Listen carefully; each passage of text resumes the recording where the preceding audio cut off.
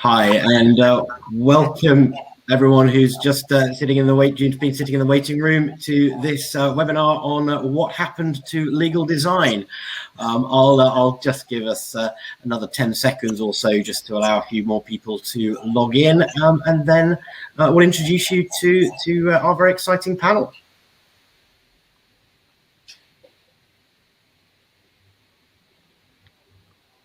One member of the panel, i.e. me, has to ask, how do I see the audience? Yeah. I'm not sure we can, so I think we just have to trust that they're there. Otherwise, we're speaking to ourselves. But it's being recorded for posterity, so we can have that. We'll assume that we've actually got a good number of people who have now managed to log in. And I say again, just welcome to this webinar. My name is Matt Gould. I am the General Counsel and Head of Legal Transformation for the legal contract lifecycle management tool ContractPodAi, but come very much from legal background, having teams around the world and trying to sort of make people's lives easier and simpler. How do you get things done? And obviously work with clients now to help them take forward on their journey. And obviously one of that very key things which sort of is we're all talking about at the moment obviously is how do we make lives better for members of our teams and the wider legal community, and this is obviously where legal design comes into that. I'm going to ask the great panel to introduce themselves in a moment, and explain what they see legal design is, but I just did a little bit of just checking on definitions before we started. And legal design, a movement to make law more accessible, more usable, and more engaging. Well, we all do a bit of that, but using plain language and visuals to enhance the user experience, and to make products, services, organizations, and actually that goes beyond, but also taking a human-centered approach to legal problem solving, which I think is obviously very key. But it's obviously that juxtaposition of the legal skills and the design skills, which I guess is where we're going to be going in this conversation. So, but before we even get into what happened to legal design, I thought we ought to talk about what is legal design. And so I was going to ask the panel to each introduce themselves. We've got a great panel here. We've got Lieke Beelen from founder and CEO of Visual Contracts, Adel Sheikh, director of Pulse.law, Denis, founder of Majoto, head of innovation at Lex Solutions, legal consultant at the PLC, Marco, Imperiale, lawyer and head of innovation at LCA, Studio Legale, and Karolina, Jackowicz, CEO, co-founder of Lex Show at mediator at KJADR and co-editor-in-chief to LawTech. So if you think that the depth and breadth of the experience of the panel here, I think it really is really something that we're going to find out about. So I'll just go around the panel and ask themselves to introduce themselves, tell us a little bit about their interest specifically in legal design, and maybe start with the conversation or start with how they see what is legal design. So maybe Marco, I could start with you. Hi everyone, pleasure, honor to be here. Thanks Matt for the introduction. And regarding me, I'm a lawyer. By background, I'm the head of innovation of LCA, so I deal with legal tech, blockchain automations, and of course, legal design. I wrote a book regarding legal design together with a partner of the firm, Barbara De Muro, and we collaborate also with a design thinking company to provide services to clients, whether multinational companies, listed companies that are interested in this kind of services. So what legal design is, for us, it's a discipline focused on the creation of legal documents that are basically human-centered. But you know better than me, there are dozens of definitions of legal design. For someone is an approach, for someone is a mindset, for someone is the Uber, Netflix approach in the legal field, so starting from the user. The only certainty that we have is that 5 years from now, maybe we will have new definitions of legal design, because it's an ever-evolving movement, and probably that's the best part of it. Thank you, Marco. And Karolina, you're interested in legal design and what you think legal design is. Thank you, Matt. So I'll start with introducing myself. I'm Karolina. and I am both a UX designer and a legal designer. I came to that field through first some experiences in developing a product for legal tech. That was a few years ago that I've actually first heard about something like UX and UI. And then I started digging deeper, discovering further that it's very similar to my original legal day job, that of a mediator that I share with Marco here. And it is all based on listening, active listening, empathy, and then the part on, creativity and curiosity.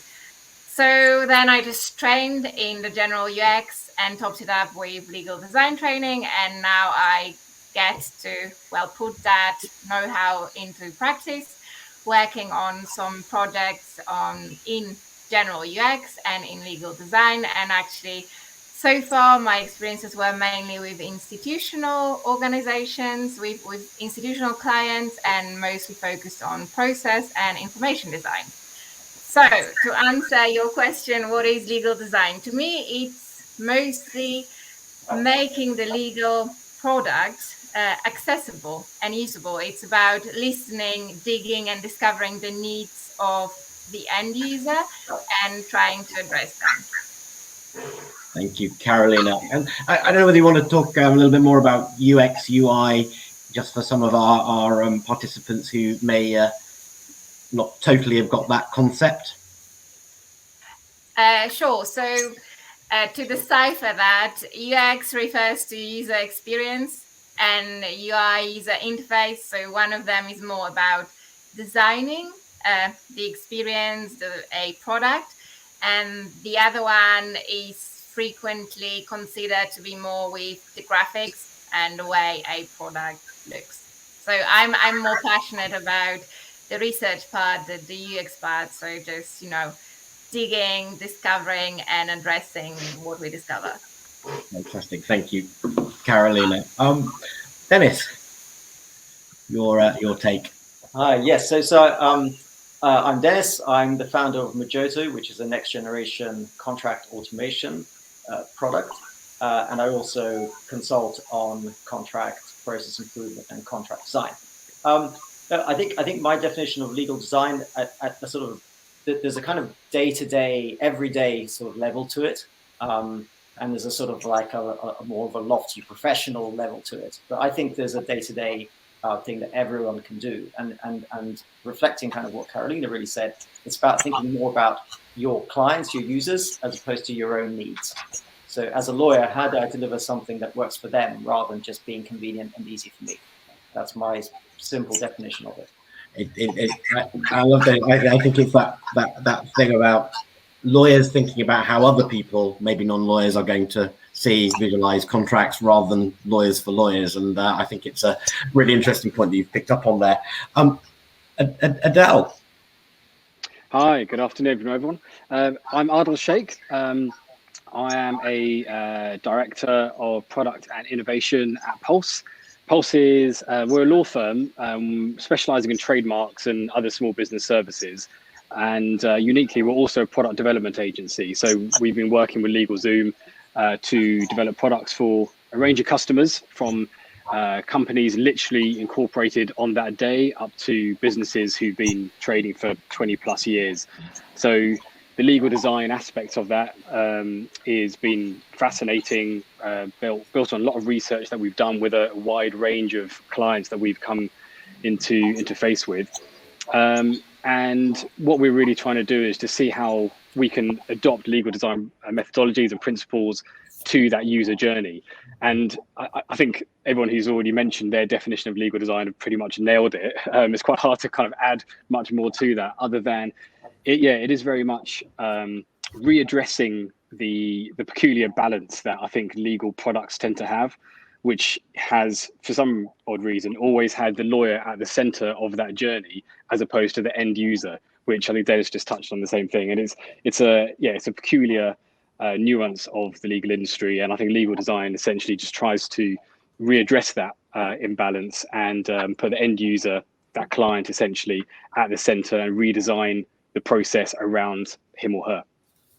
Fantastic, thank you, Adel. That's a great insight. And Lieke. Yes, thank you. So my name is Lieke.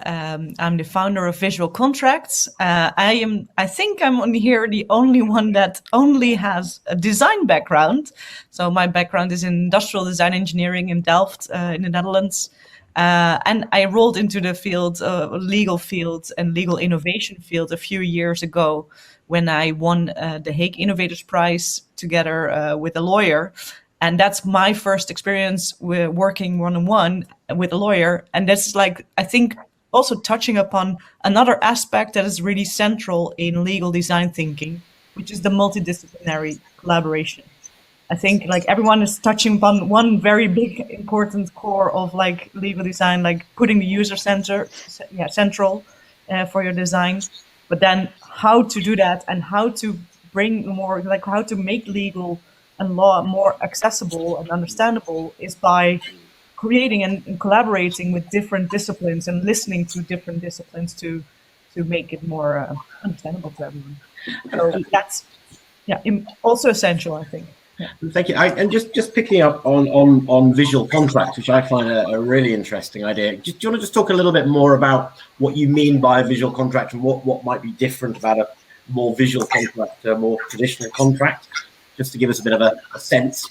Yeah, so essential, like often how I explain it in a simple way, it's like you can imagine it as some sort of an infographic that is a legal document, more or less. So using visualization and text, so not necessarily only visuals, but a combination of visuals and text can make your contract more understandable, and then still also applying the UX around it, information design, as I said, multidisciplinary. So also plain legal language, proactive law, that's all part of creating a visual contract. So the visual contract in itself is indeed, I would say, in summary, a sort of an infographic that is legal. Yeah.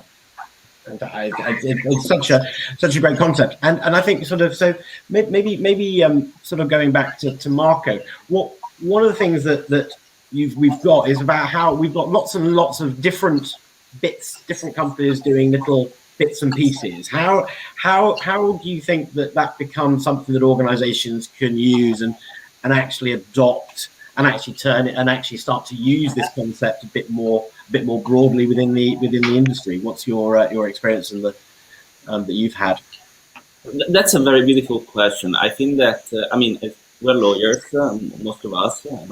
Sheikh is not lucky her, and I'd say that everything starts from the clients. As long as clients are asking for cool products, a different way of collaborating with you, and ways of seeing synergies with your firm, that's the starting point, and that was our starting point as LCA. But it's also not only clients that are asking for legal design documents. It's also clients that want a different collaboration with the firm. So the legal design thinking, the legal design mindset, asks for the minimum viable products. So prototyping and testing and iterating and making surveys and feedbacks and customer journey with the clients, the co-creation with the clients, which is something that as lawyers we are not used to. So we don't, if you're in an M&A and you have to do a agreement, there's no way you are thinking about collaborating with your clients or creating a different agreement. So the collaboration that you have with your clients are regarding the clauses, which will do this or that, and maybe give a suggestion. But in this case, you are basically involving the creation of the contract on itself, and you're involving the client. And when basically clients are asking for their clients, the co-creation process becomes bigger because you're working with a client with something for their clients, and so basically you have to put all the stakeholders at the table. It's a very cool, fresh, dynamic scenario. Truth is, it's very hard. It's very hard for lawyers because we're in mindset. It's very hard for designers because they're used to legal language, and it's very hard to create synergy between different languages and backgrounds and thoughts and perspective. But that's where the beauty is. Yeah, and I think Dennis, same question to you in terms of how do you get this to be get this broader and broader adoption, and actually the advantages of this when we're all lawyers or lawyers, but well, as you say, even represented on the panel, there's only one non-lawyer, and actually how do we broaden this out? Yeah, well, I would say first of all that the proof is out there. So there are people who have demonstrated that this is a good thing, that it works, and that is beneficial. So if there's anyone asking the question still, should we be doing it? Now, you may or may not like the term legal design. Should you be doing things that are more user-centric, more collaborative, etc.? That's not even a question, right? You should be doing it, otherwise you're going to fall behind and become a dinosaur, because the smart people are doing it. So I think that's the first thing, just to get that out of the way. But I would say that to me it comes down to kind of three things: it's mindset, it's products, and it's systems. And let me just explain that. The first is mindset, and Marco mentioned it, right? So you've got to have that approach where I'm going to do things better than I've done before, right? I'm not going to dwell on it too much. And that's a personal thing, and it's a cultural, organizational thing. The second thing is products. If you're doing legal design, you've got to create something, right? Now, it doesn't mean you have to go out and create a software product. You go out and create a simple traffic light report so that you can give traffic light risk reports to your clients. That's a legal design product, right? It's empathetic because it gives your users a better way than a lengthy email to understand the risk, right? It's even visual, and it's a simple product. So you've got to start producing stuff like that. And that creates the sort of the stories on the ground where people see, hey, look, I can do something simple that makes a big difference. And then you go into systems, and that's basically means having some kind of initiative or projects and people who've got time to actually devote to this sort of innovation. Because if you don't do that, people don't have time, they're at the coal face all the time, nothing's ever going to change. Well, and that's a very good point. How do you take that the idea in terms of actually the thinking about it to actually turning that into something tangible, which I guess is getting people out. And Karolina, you might have some thoughts on that. Yeah, actually, I would like to propose perhaps throwing some petrol to our fire. What do you think on in my experience, and here's my hypothesis, is that actually contracts, visual contracts, or contracts made legal design style, they are the further stage of evolution and the acceptance by lawyers that things can be done differently. At least this is my experience.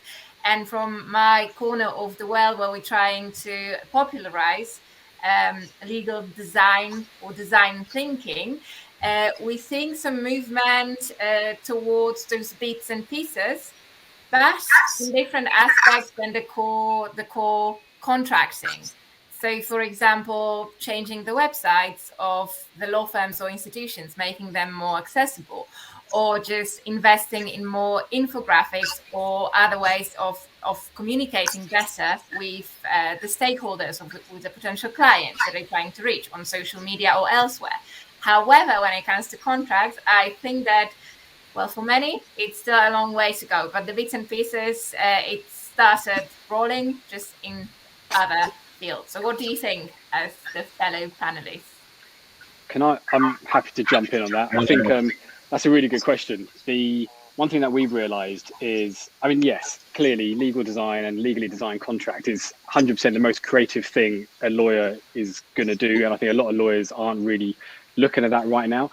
But one of the things interesting that we've seen is a lot of the end users, so not just talking about the lawyers, but like the end user of those contracts, so the client essentially, sometimes there's such a wide range of acceptance of things which have been legally designed.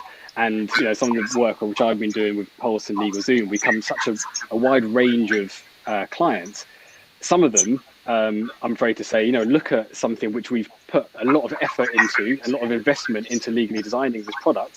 They've looked at it and gone, sorry, I don't want a contract that looks like that. I actually want a contract that says whereas and notwithstanding the foregoing, and they want it to look like that because that's what they think a legal contract should be.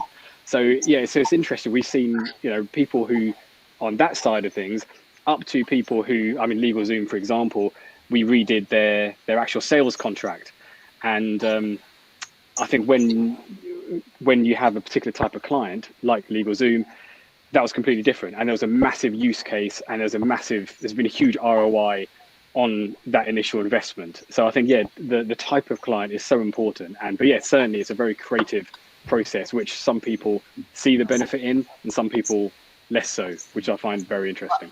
And I think this is also part of the adoption curve of innovation. I think it's just not so much out there yet. So still people are just afraid for the things that are unknown, and especially in legal, because it needs to create certainty for you, like in security. That's why, like, I think part of the adoption curve for like only the newest, like the open-minded early adopters are willing to do it differently and see the benefit of it.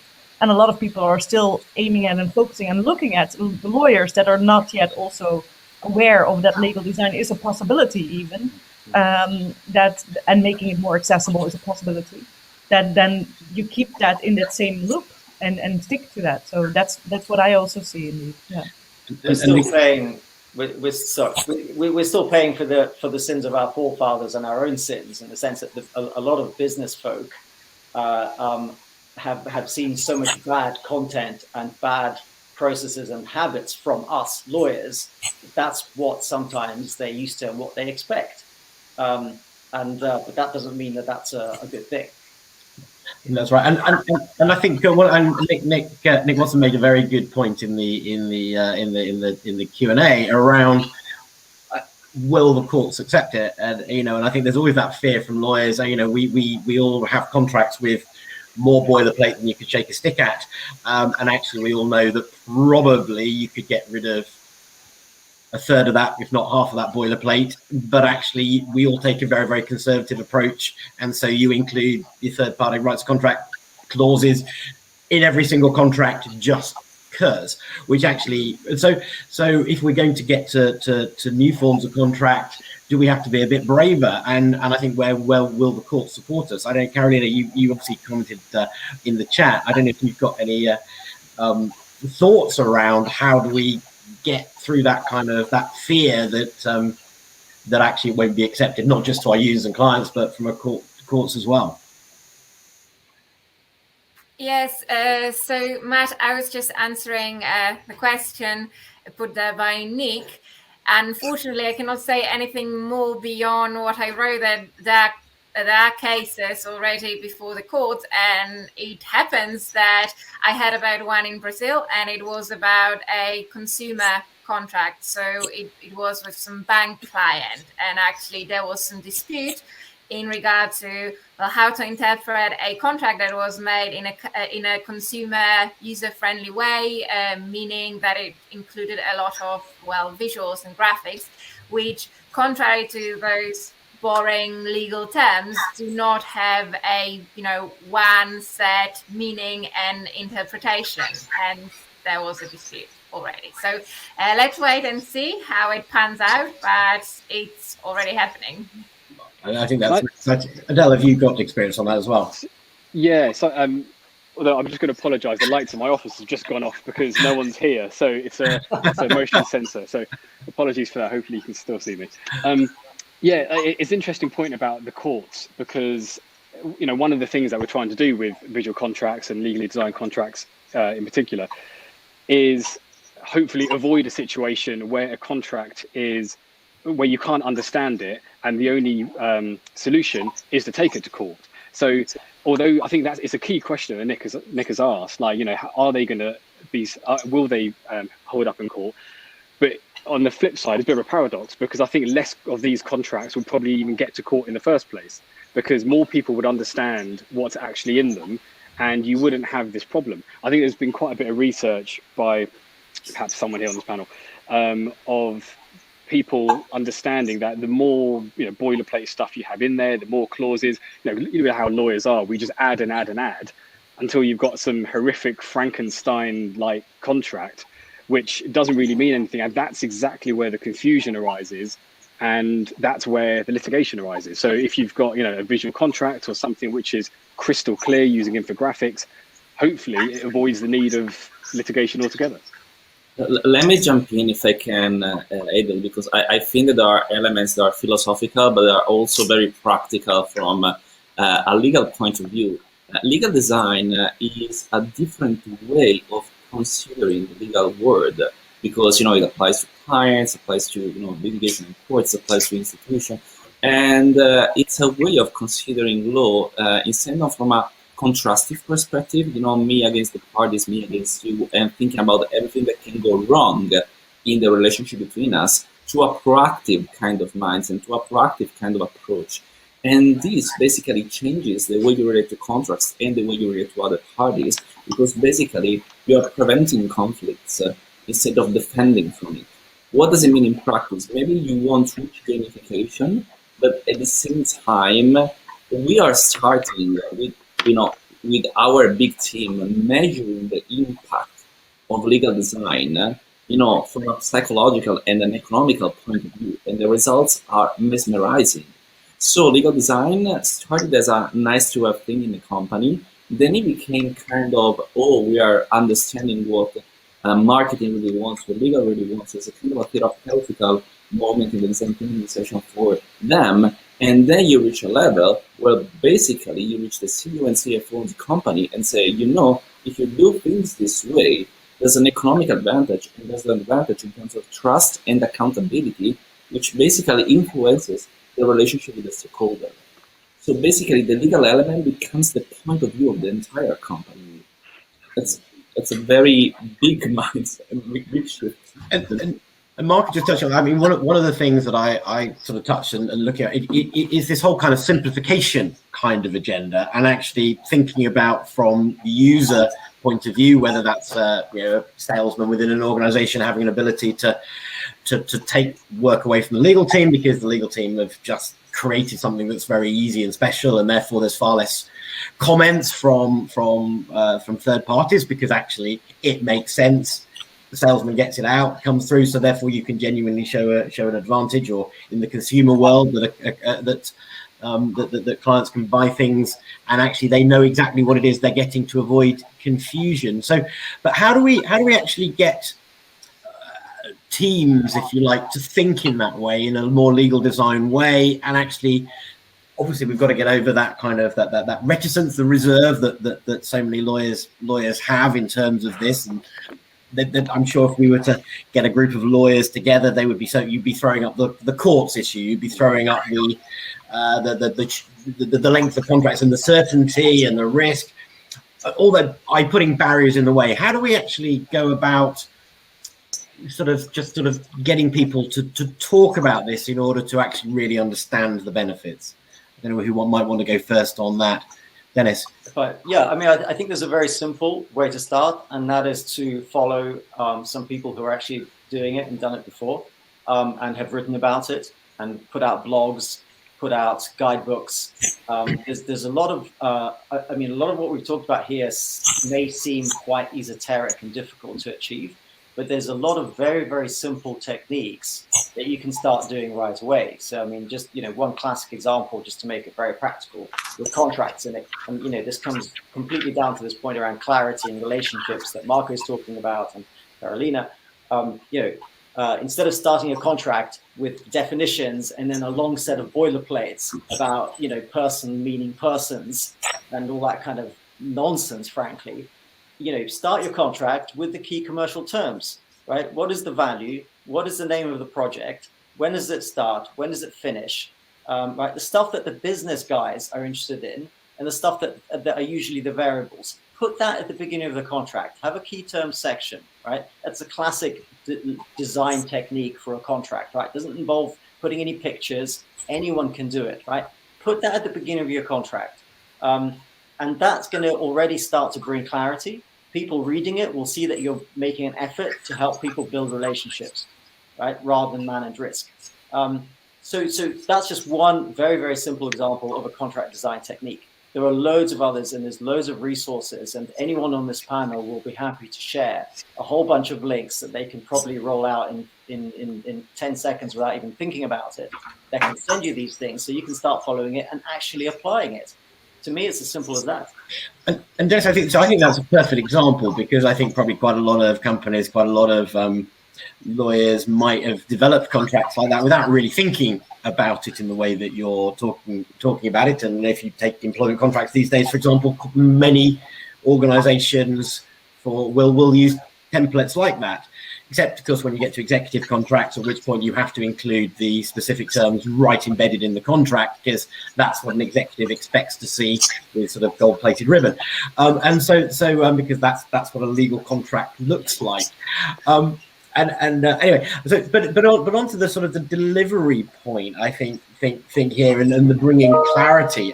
Bringing clarity. Adel, I don't know your feeling as to how you do that, and some tips around other things that have worked well, the things that I guess that actually people might think that they're doing a bit of legal design already without necessarily realizing it. So it's a start of the way of thinking about how you can do more of this. Yeah, I think.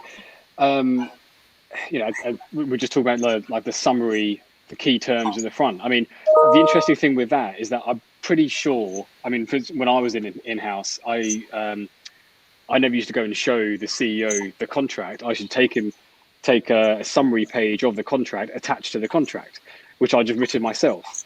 But then you realise, it's only now I've been involved in legal design, you realise, well, why can't the front page of the contract just be that summary? It has no less meaning. It has no less enforceability. All that's happened is that someone can pick it up, the CEO or anyone with zero legal training, and just understand what that is. So, that is a really simple thing. And that's probably the best starting point. And I think it kind of ties into one of the questions I just saw in the Q&A about, I don't know if we mentioned this before, but someone said about who can be the early adopters for legal design. I think, in terms of, if we flip it around slightly, in terms of what documents are perhaps the easiest documents to start legally designing, I think, the NDA is probably a perfect example. And there's the initiative called the One NDA, which is probably, I'd say, is arguably the biggest example of legal design to date, certainly widely adopted. And that's the perfect example. Like, no one, people don't like the time spent arguing about NDAs. Arguing over an NDA is just pointless anyway. It's the simplest document to start thinking about, right, how can I deliver this for the business? What's the simplest way to kind of get it agreed, get it out there, and get it signed? So I think there's a number of ways to kind of just kickstart that journey. But I think, and the way to start it is probably just having a discussion with that stakeholder or stakeholders, and just saying, what's the problem that you're facing, and then figuring out the solutions from there. And I think that's a really good point, because it's that discussion point, and the discussion with the stakeholders. And I think Mark, you may have touched on this earlier. It's about that engagement point with the business, and thinking about this from the user's point of view, the stakeholder's point of view, rather than assuming that your contract is going to be only ever read by another lawyer. And I think that's design. Lieke, going to come in.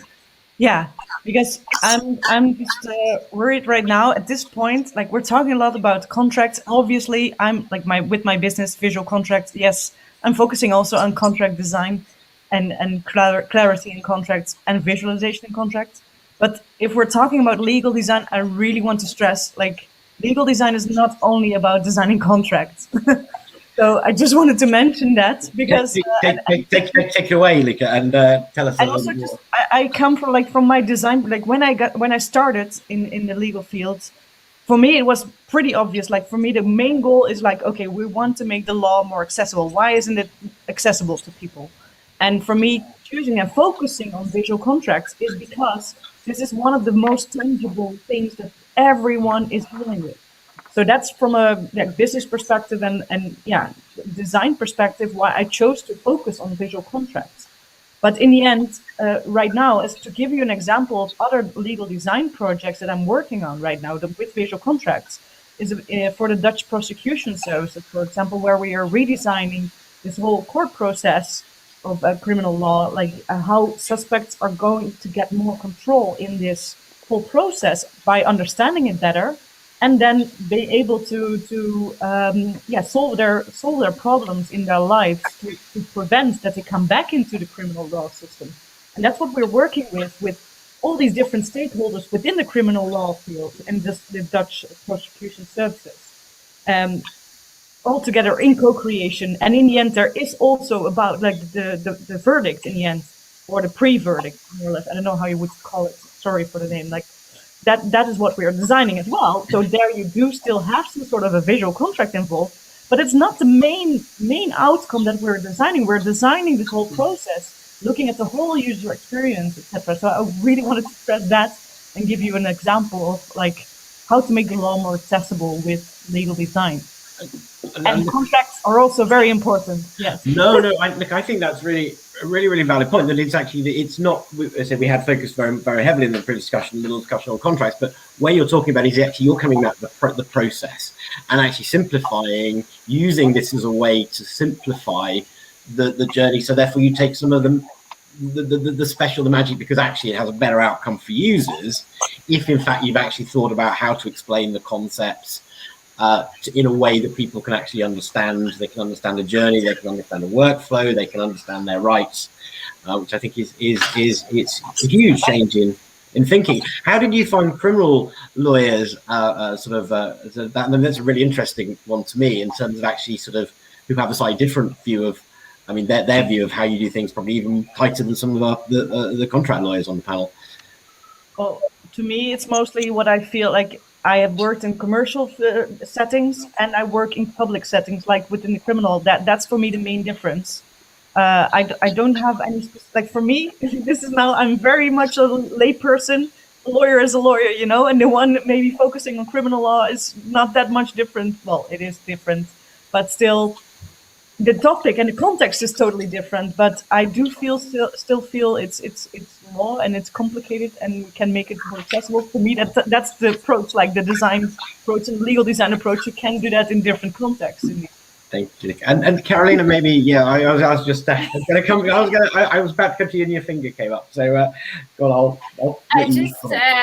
Just commenting on what Lieke had said. I think that there is a difference, at least in my experience, and the commercial lawyers, big law lawyers, as much as big law is very innovative, I think on a ground level, on the ground, when it comes to specific lawyers, I personally think that they are the gatekeepers, and keeping the contracts complicated and not being understood by a layperson. It's actually it's in their interest. At least that's my experience. And we actually have to start with the lawyers and changing their mindset to realize that, you know, it's a very short-sighted view of serving their own goals and interests as opposed to serving the interest of their clients, who may be the customers, actually, as I would like to see them, who, you know, will come back if they're being heard, if they're being asked first, they're being heard, and they're doing what, for example, Denis had mentioned, that, you know, instead of giving this big contract that only another lawyer can understand, they're being given what they will understand, what they agreed upon, and their contractors will also understand. There's mention of access. Yeah, I totally agree, Karolina, because there's someone in the thread mentioned, access to justice as a sort of key big issue, and I do think that's one of the big kind of crises and areas for improvement in the law. But it's not the way I look at it. It's access to law rather than just access to justice, because access to justice is narrower than access to law. And you know, to me, if someone inside the criminal system or the court system can navigate their way around more easily, that's great. If a business can pick up an NDA for free and use it, and he knows that the other side will accept it without negotiating it, because it's a beautifully created, standardized NDA, that's good, because that business doesn't have to go to a lawyer or pay money for that agreement, right? And that's access to law. So think about the benefits to small businesses, micro businesses, startups, etc. So I think legal design, as in many ways, it is the way of fixing the access to law issue. I think that's, and I suppose I often see when you do sort of shrink wraps or you click online to sign up to Google or whatever it might be. I mean, no one reads it, but we know why it's there as lawyers, and a lot of hours and time have been spent actually, but in fact, what is the difference in different people's T's and C's and different law firms? And actually, but again, how do you take people on that journey to simplify that in order that people really understand what they're signing up for? And it matters, and it really matters because it's a question of trust. I don't know, Marco, you've seen the Italian antitrust authority has picked up Apple's iCloud terms and basically saying they're unlawful because they are so one-sided and just unfair. So, you know, aside from the fact that the regulator's picking this up, I mean, you know, what does it say about trust? And the reason why the regulator picked it up is because people were complaining to the regulator. So, you know, there's obviously a complete disbalance there. And I think that's a great example of why and how this is so important. Right. I think also as brands tend to become more consumer focused, which we are definitely seeing over the last few years, there's definitely a trend to kind of plain English contracts. Again, there tends to be, I'm thinking of like insurance articles, insurance industry and companies like Lemonade Insurance or even First Direct, to an example. There's a lot of sort of financial examples as well. I think there's people these companies are starting to see the benefit of being more consumer focused because of what they get as a result, which is a more loyal, more engaging customer base. So I think that movement towards better contracts or even better legally designed processes is only going to increase because it does seem to be more of just a building trend. And although I don't know if we're really seeing it within, I haven't seen any sort of other industries adopting it, but yeah, definitely insurance and financial industries I think they're leading the way there, which is great in their terms and conditions. And Adel, I think maybe to that point yourself, or Michael pick it up, but it seems to me that in terms of sort of the natural evolution of things, you know, you think that just in terms of things like mobile phones or whatever, you used to have business devices which are very separate from personal devices. Now, finally, businesses caught up, and you have one device that personal business, whatever. But it was always, these things were consumer led. And actually, it's only when you. So I guess where you're coming from is that if the consumer organisations forward thinking are likely to do this, that probably will be the early adopters. Maybe they're large enough that you know, things like some of the fear about case law and how that might go may well be dealt with because people think that they'll take that risk because of the consumer focus, which may have a knock-on effect. I don't know if that's how you're sort of seeing the evolution. Yeah, it's a tricky one because I think a lot of people, you know, they look at those. A lot of consumers have just sort of put up with this for so long because they've never known anything different. So they just completely accept that a legal contract, of which they paid, you know, a huge amount of pounds to have the benefit of, is almost unintelligible as far as they're concerned, and they're happy to pay thousands of pounds to have that, or tick a box saying I agree when they're pretending to have read, you know, pages of terms and conditions, and that's just the norm. So they just accept that. So it's only when, for example, I've shown you know, people a contract which we reworked, and they're like, yeah, but that doesn't work. That's not a normal contract, and they just, or the other reaction is, wow, is that okay? Can we do this? I said, yes, absolutely, we can do this. You can understand your own contract. It's perfectly fine to do that.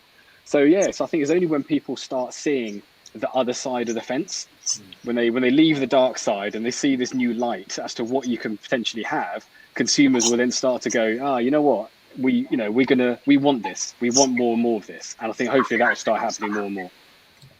Adela, let me jump one second on that, because I mean, we are speaking about the reasons to do legal design. In my book, there's one chapter just for that, you know, for psychological, neurological, economical, juridical reasons to do legal design. And I have no doubts the legal design as a movement will explode in the next few years. The problem is that doing really legal design is very hard. You know, Leonardo was used to say that simplicity is the ultimate sophistication, and it was Leonardo.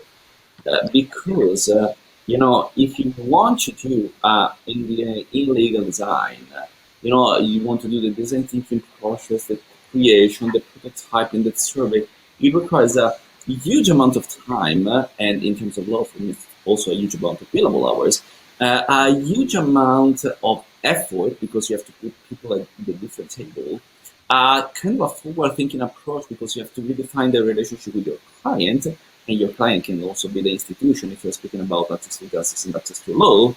And last but not least, the willingness of going out of the comfort zone. So it's really tough, and I think that the key is understanding that the KPI and ROIs of legal design are different than the one you expect when you sign for a project of legal design. Once you enter in the kind of field, you realize the KPIs and the ROIs are in the accountability, in the trust, in a different relationship with the authorities, like Denis was mentioning. Because, for example, in the privacy authority is getting, really strong about transparency regarding the consumers, which means that a company could pay millions of dollars of fine if things can go wrong. Then I think that things can change, but it's hard, and I have to stress it because someone comes, okay, everybody can be a legal designer. It's very hard. That's at least from my experience. Karolina, your Yeah, I just wanted to add actually quite a similar point to what Marco was saying and referring to what Adel was saying.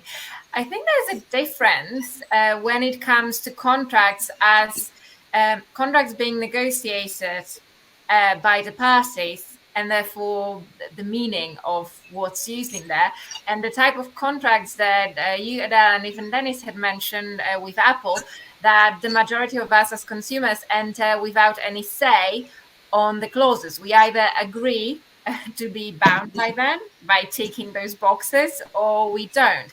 And I think that in this case, even the fact that the organization, they may not change the meaning, the terms of the clause, but just by trying to make it more, intelligible, the more, understandable to those who will tick the box if they had seen some more shorter or visual clauses of the contract. That's a huge change, even if it doesn't, even if it's not a quality change in terms of, the contract being negotiated or giving the freedom to the party to negotiate that. That's a really interesting point, because I do think so much of legal design is only about clarifying.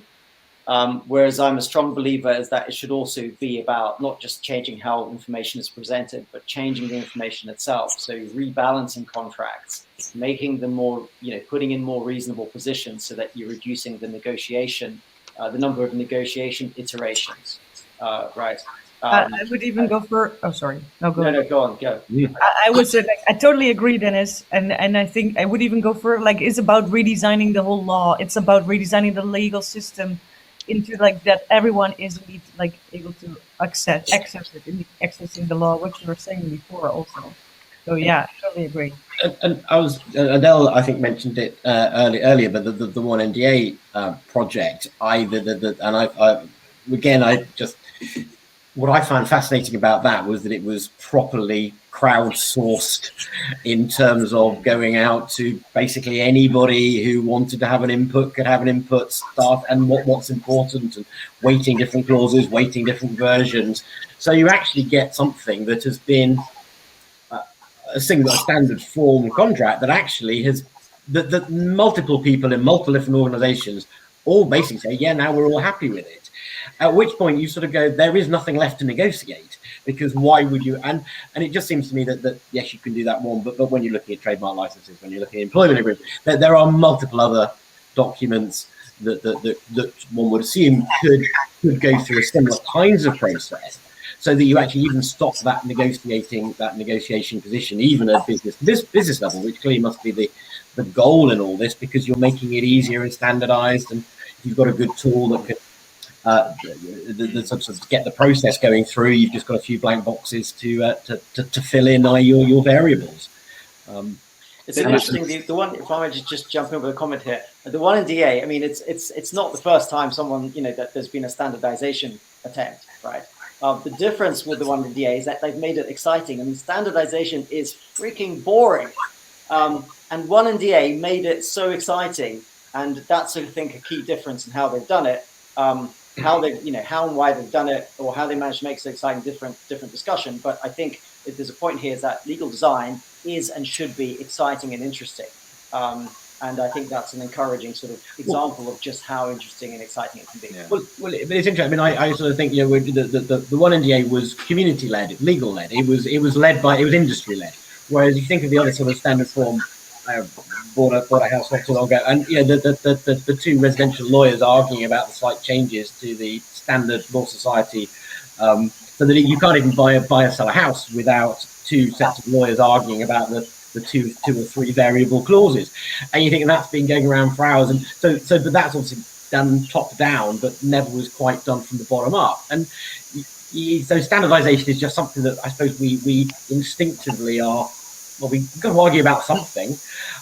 That's what lawyers do. Is what we're trained to do. So how do you, when you're approaching your clients and the clients that you work with, how do you sort of take them on the journey to sort of start thinking in this way, and what's sort of have you sort of in practice got them to sort of think around how they can make these improvements? Then Adel maybe or Marco might want to go first. Adel, you can start and I can go and I can jump on you.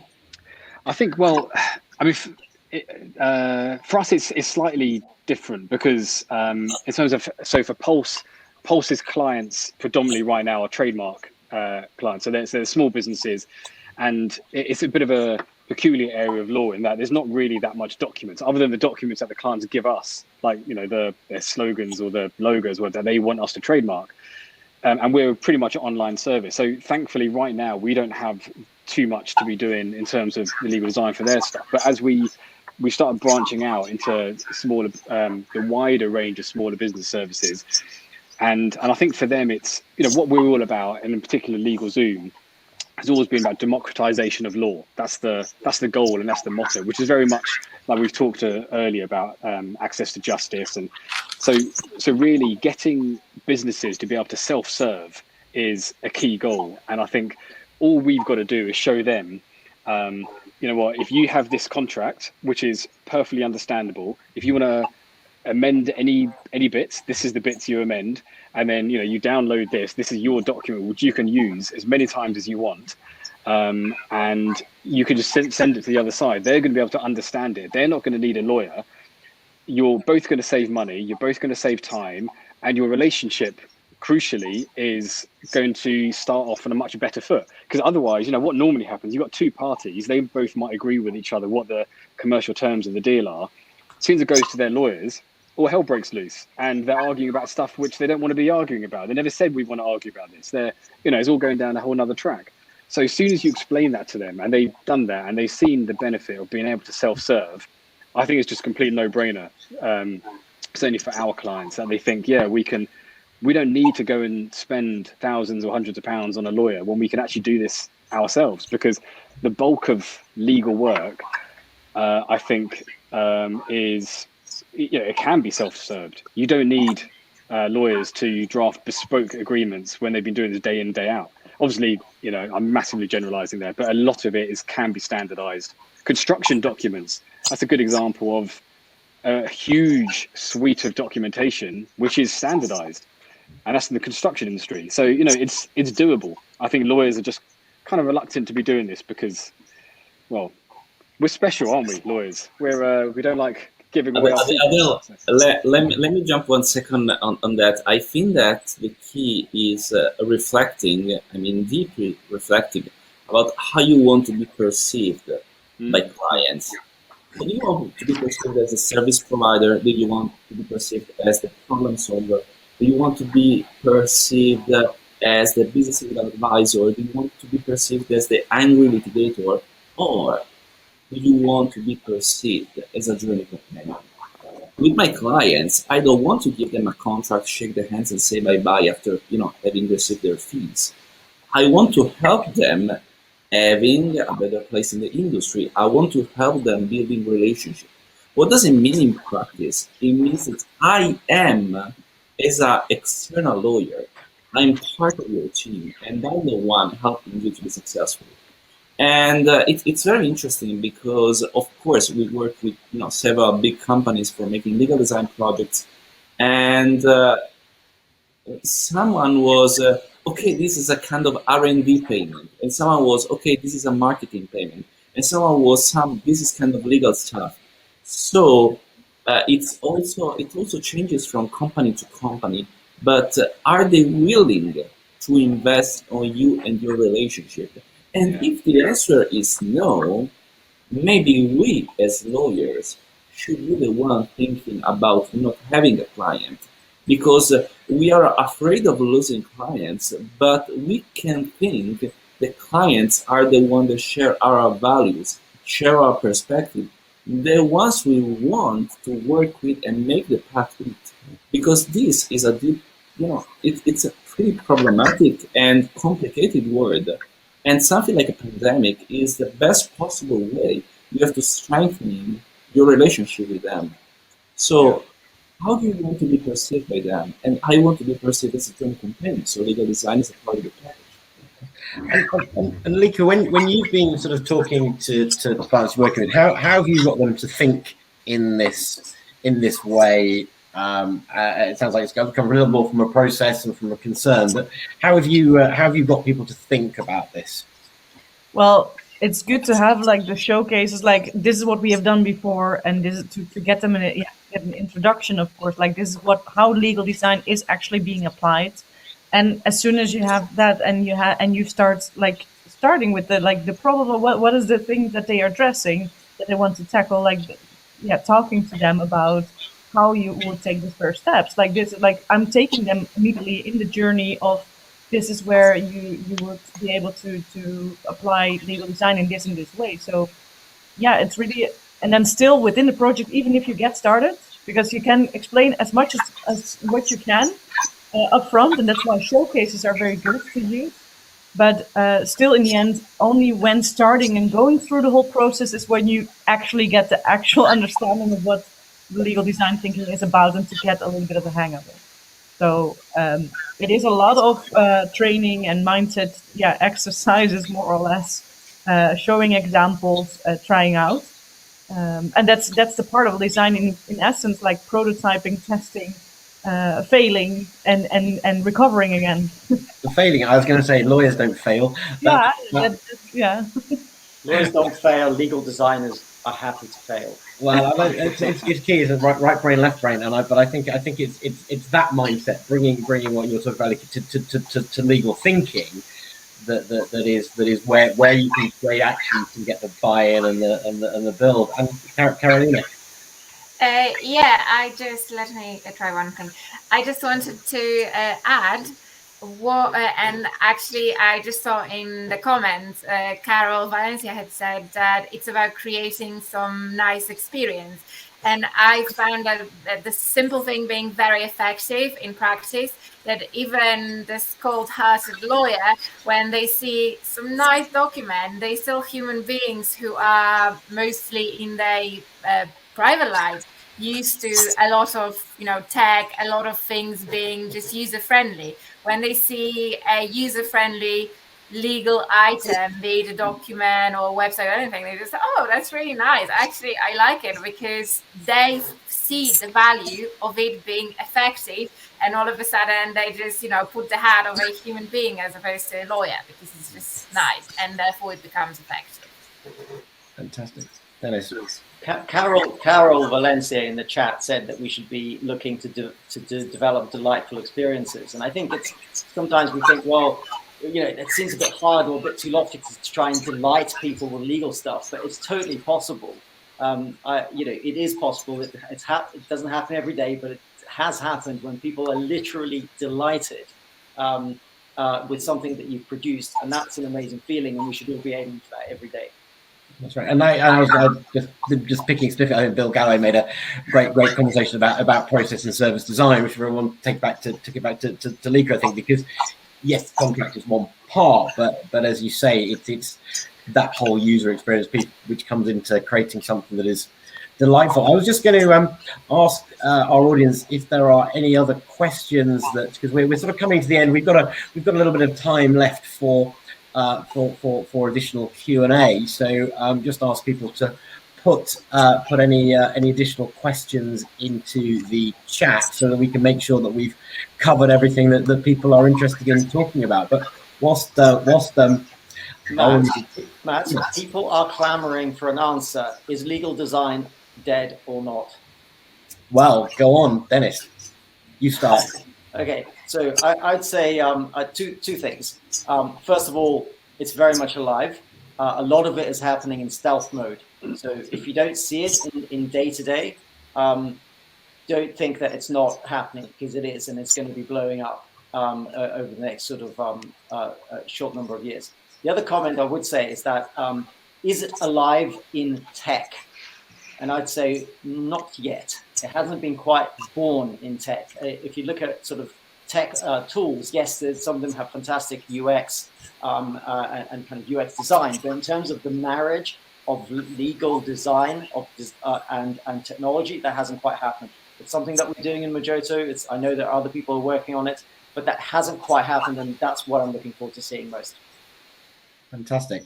Any additional comments on that? We sort of takes us also a little bit to where we are and also sort of the future, because as you said, there's still a lot to go. We're talking we're at the foothills, I guess, of this journey at the moment. Different companies at different levels, but generally the industry is this style. So I don't know, where do you see us progressing over the coming bit of blue sky thinking for us? Well, yeah. I mean, we're certainly not going anywhere. I think one thing we need to remember as well is that legal design is essentially just design. It's design principles, but we're just putting legal in front of it because it's slightly nuanced because of the legal industry. And using design principles has been used in other industries for quite a number of years now. It's just slow, because it's the legal profession, we're just being slightly behind that curve. So it's undeniably here and not going to be going anywhere. The future, yeah, I mean, is interesting. I think a lot of it depends on the clients. Like we touched on earlier, I think brands are becoming more consumer focused and more consumer led. And I think when consumers start demanding more things, A, which they can understand, B, things that just make them save money because they can either self-serve or otherwise, I think they will start demanding it more. I think it's a bit of a slow burner, but it's I think people are starting to see the value of it, and design thinking generally is a growing trend. So yeah, I think we're going to be seeing a lot more of this over the next few years. And Dennis, thank you. I generally, in terms of that, let's just notice that you've answered the question about who can be adopters, and I think you've just said anyone, which I thought was a great response. But where should we be looking? Do you see in terms of getting? And we've obviously talked about consumers. We've talked about. I mean, is this something that's led by? Do we see this being led by younger lawyers or more consumer-facing businesses, or top down in terms of GC's risk? Where do you sort of see that in terms of how you sort of can progress that?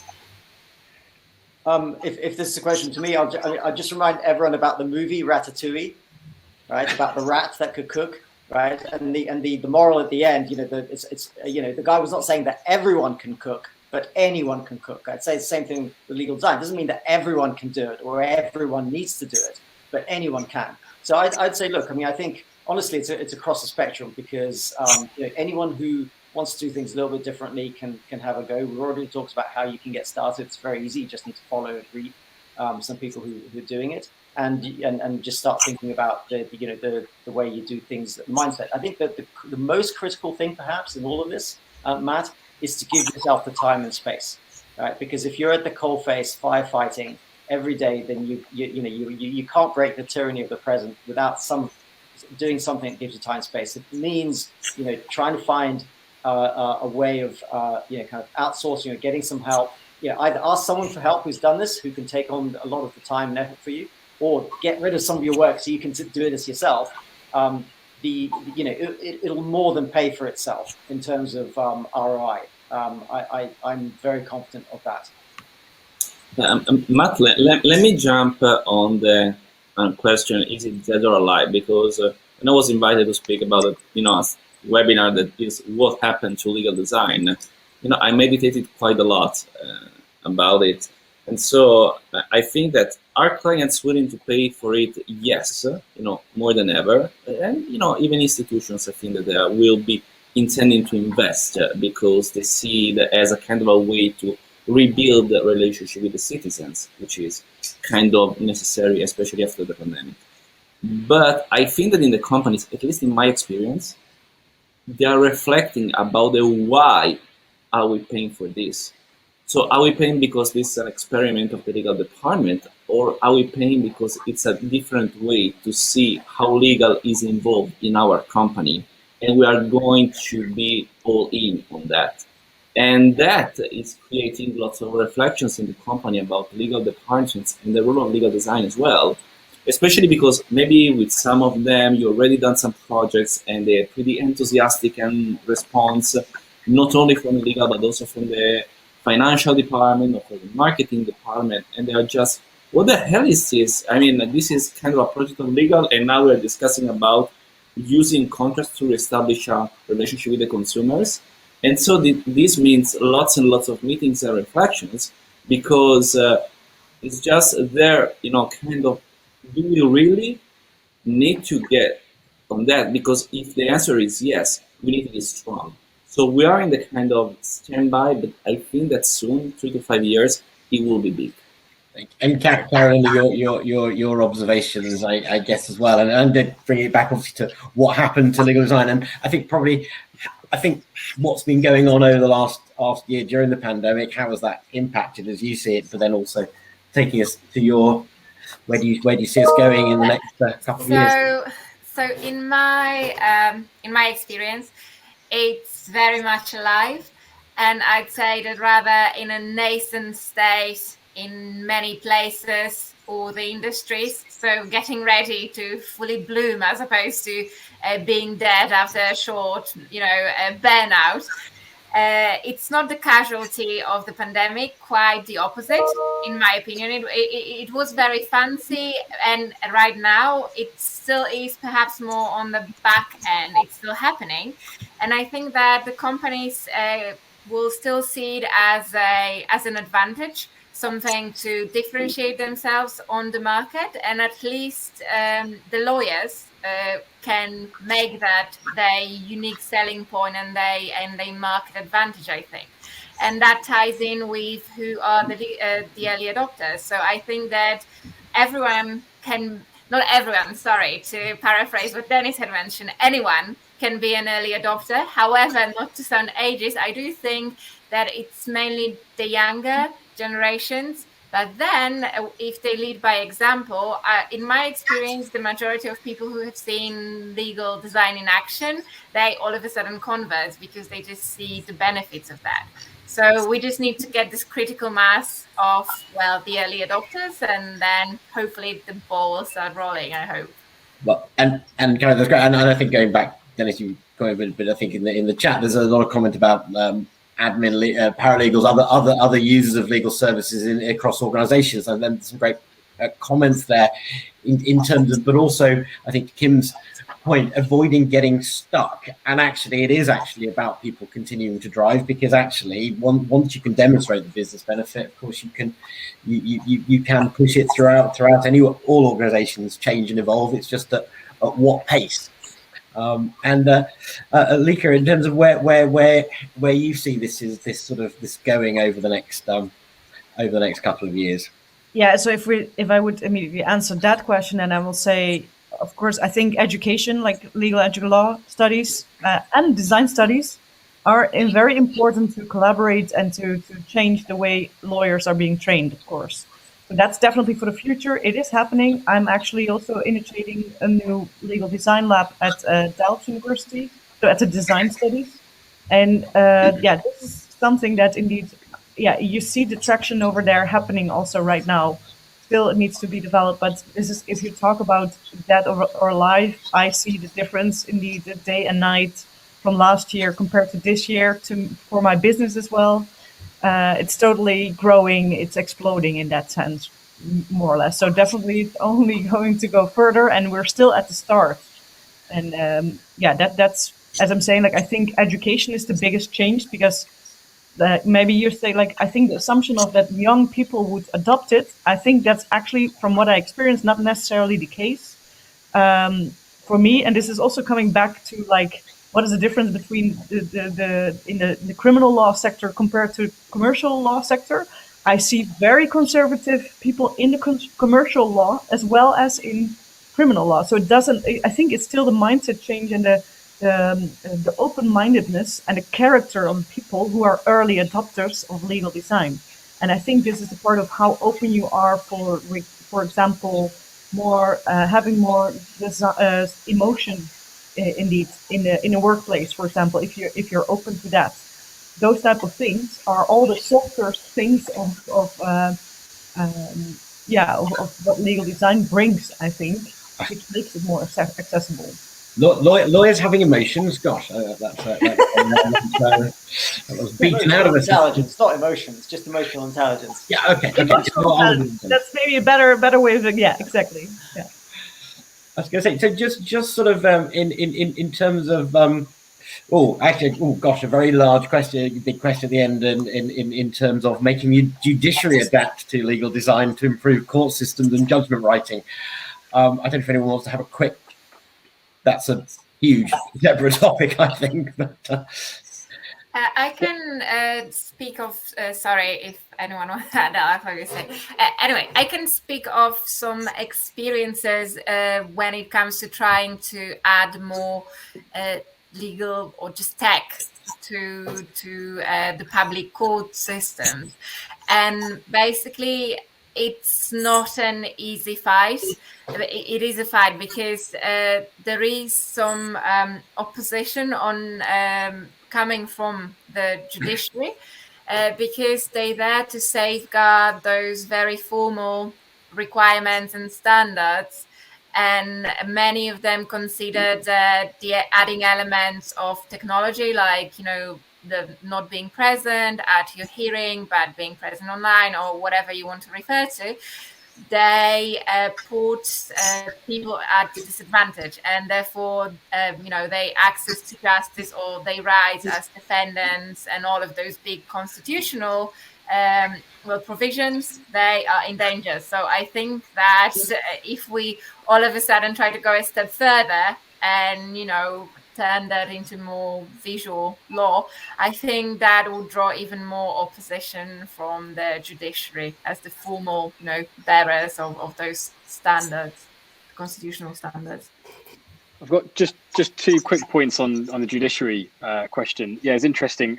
We worked with an agency called Patroon in Amsterdam, and I think they had a lot of experience working with the Dutch courts on very complex litigation where one of the key things of legal design, like we said, is not just about contracts, it's about how we display information and how we present a huge quantity of information, which some litigation very much lends itself to. So I know, they had a lot of experience of presenting litigation in a way which was just simpler for the judge and the jurors to understand the information which was being read out in court, because when just sitting there while people are, going through statement after statement after statement is very complicated for lawyers, at the very least. And a second point, I did just anecdotally, I know there was a story of a judge, it might have actually been in, I think it was in the UK, in a family hearing of a judge just writing it was a child sort of custody hearing or something to do with a child was at the center of it. And the judge wrote the final judgment in a way that the child could actually understand it when that child then grew up and was 18. So it was that's a good example of putting the end user of that child understanding why that child has been sent to live with a particular family, for example. So I think there are a few stories coming through where the judiciary is also adopting legal design, or they're happy to have legal design in the courtroom, which is fantastic. Can I just add one sentence to that? I think the elements of legal design, or at least of structuring information and making it more digestible, they do already happen. First, in arbitration, because everyone wants to present what they're saying in a very straightforward manner, and that's typically achieved with the help of some visual props, for example, or even hiring people who are just there to create those presentations. But in my corner of the world, or in my experience, it doesn't happen the other way around. So the judge will be happy to, be presented this information in a more edible way, but not to go as far as to actually to present a court judgment in the same manner. Karolina, thank you, and a great point to it. And I think we're about to be, the Zoom's about to die on us. So I just wanted to thank the wonderful panel. Been a great conversation, some fantastic comments online. Michael, Denis, Adel, Lieke, and Karolina. And I think what we know is that this is very much, legal design is very much still alive. With the foothills, but I think really we will be going on, and as Nick has said, I feel a part 2 coming. So I think that probably is very true. I think we could keep on this for a much longer time. So just want to thank everybody once again for attending, and I hope you've enjoyed what has been a really exciting discussion.